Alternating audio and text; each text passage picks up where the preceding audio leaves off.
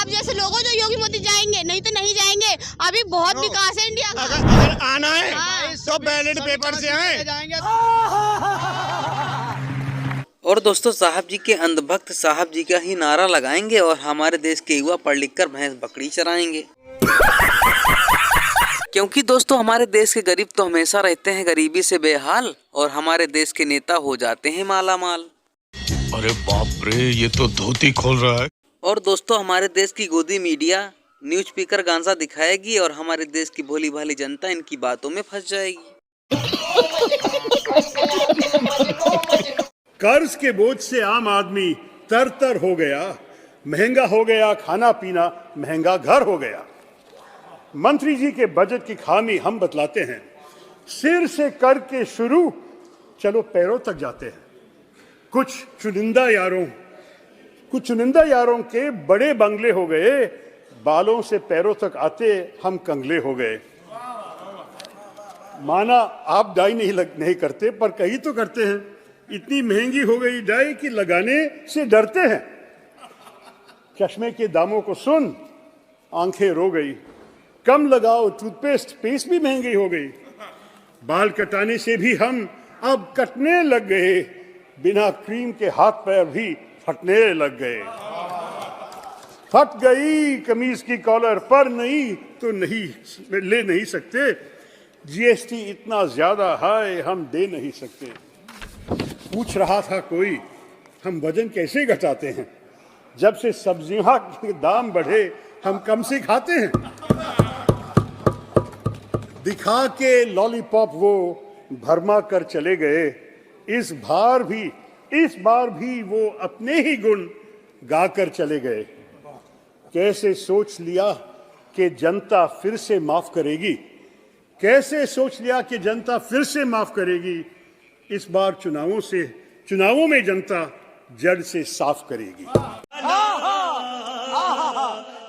हमारे देश में झील में पानी बरसता है, हमारे देश में खेत पानी को तरसता है, हमारे देश में जिंदगी का हाल खस्ता है, हमारे देश में दूध महंगा खून सस्ता है, हमारे देश में। मैम, रोजगार, महंगाई, किसान, मनरेगा, पेट्रोल डीजल के दाम, गैस सिलेंडर के दाम, फसलों की एमएसपी की गारंटी, इन सब जन सरोकार की बातों से इस बजट का कोई लेना देना नहीं। हमारे ट्रेजरी बेंच के साथी हंगामा कर रहे हैं। मैं तो कहना चाहता हूं मैम, वो एक बार इनके एक नेता एक गांव में गए और उन्होंने गांव में कहा कि गांव वालों आओ, मैं तुम्हारी समस्याएं समाप्त करना चाहता हूं। गांव वाले इकट्ठा हो गए। नेताजी ने गांव वालों से कहा, बताओ तुम्हारी 2 समस्याएं बताओ, मैं दोनों समस्याओं का यहीं पे समाधान करूंगा।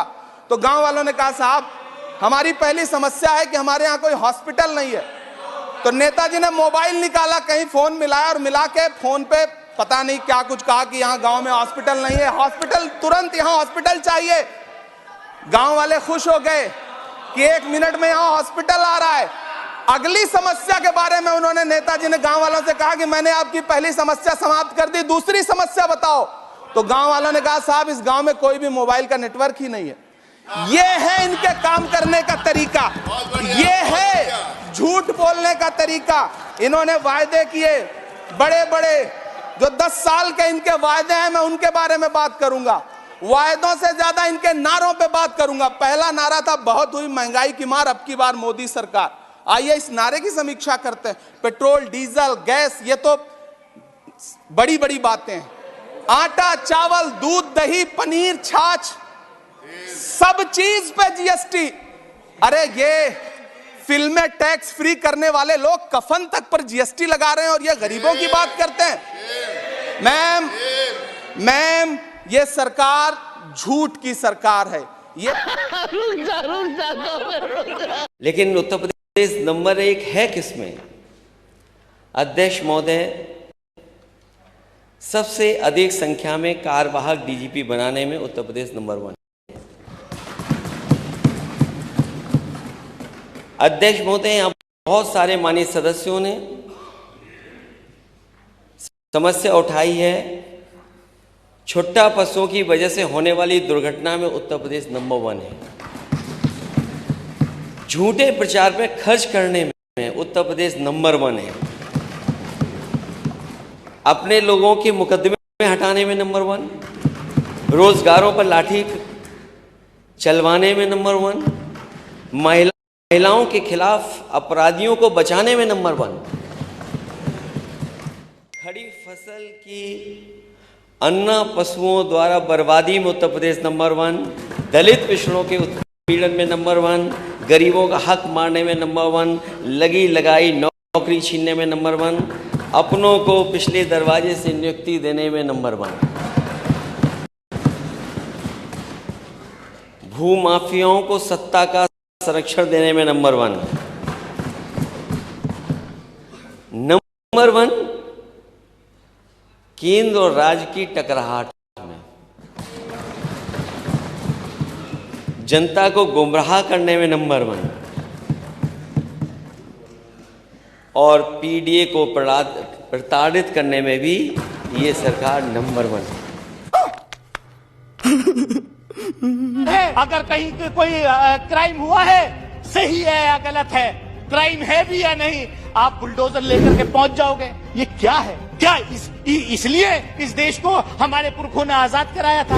आप बेटी बचाओ बेटी पढ़ाओ की बात करेंगे। सबने देखा कि गुजरात चुनाव से पहले कैसे बिल्किस बानो के रेपिस्ट को जो है गुजरात की सरकार ने छोड़ा। ये बेटी बचाओ बेटी पढ़ाओ ये है क्या? आप करना क्या चाहते हैं? माननीय प्रधानमंत्री जब 2014 में आए थे, मुस्लिम कम्युनिटी को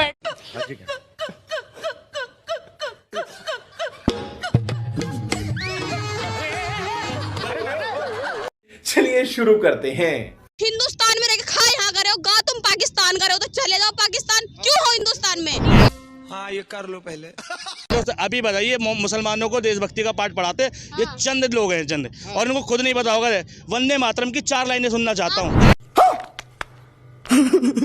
देशभक्ति पे सवाल किया, अगर ये देशभक्त है तो वंदे मातरम की 4 लाइनें सुना दो। कोई बात नहीं, सुना दो मैडम, आज सुना दो, जस्टिफाई कर दो अपनी देशभक्ति। मान लेंगे 4 लाइन सुना दो वंदे मातरम की। वंदे मातरम की? हाँ। देखो मुझे फिलहाल अबे जल्दी बोल, कल सुबह पनवेल निकलना है। एक मिनट रियलिटी, ऐसी रियलिटी निकलेगी। ये जितने लोग हैं ना जिनको मुसलमानों में पाकिस्तानी वंदे मातरम याद नहीं है, ठीक है, ये वही लोग हैं जिन्हें वंदे मातरम याद नहीं, जिन्हें राष्ट्र का रा नहीं पता, जिसे देश का दा नहीं पता, वो देश के बारे में बताने लग रहे हैं। लेकिन बात तो सही है। जब से मोदी जी आए, जब से डेमोक्रेसी की परिभाषा बदल गई है। जनता द्वारा जनता की ऐसी की तैसी, इट इज कॉल्ड डेमोक्रेसी। गरीबों के लिए जिस दिन मोदी जी काम कर लेंगे, उस दिन गरीब गरीब नहीं रहेगा और वो सड़कों पर नहीं रहेगा। इस सज्जन को क्या तकलीफ है भाई? गलत बोल रहे हो, ठीक है, गलत बोल रहे हो। क्या नहीं गेम बचाना पड़ेगा। क्या योगी मोदी ने क्या नहीं किया, अभी कर रहे। मैं बताता हूँ, ये बहरामपुर के अंदर एक इंटर कॉलेज दिखा दे, एक सरकारी अस्पताल दिखा दे, है क्या? खत्म, bye bye, tata, goodbye, गया।